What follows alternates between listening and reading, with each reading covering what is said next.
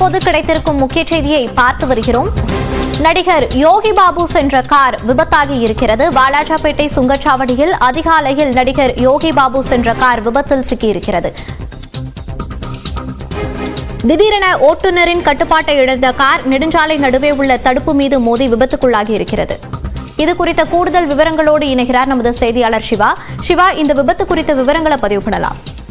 நிச்சயமாக மோனிஷா, வாலாஜா சுங்கச்சாவடி இன்று அதிகாலை யோகி பாபு பெங்களூர் செல்வதற்காக சென்றுள்ளார். அதுக்கு குறிப்பாக 3 மணி அளவில் யோகி பாபு கார் முன்னால் சென்ற ஈச்சலார் மாதிரி லேசாக மோதிய விபத்தில் விபத்து ஏற்பட்டது. இதில் யோகி பாபு சிறு காயங்கள் என்று உயிர் தப்பினார். மேலும் மற்றொரு காரை வரவைத்து யோகி பாபு பெங்களூர் சென்றார்.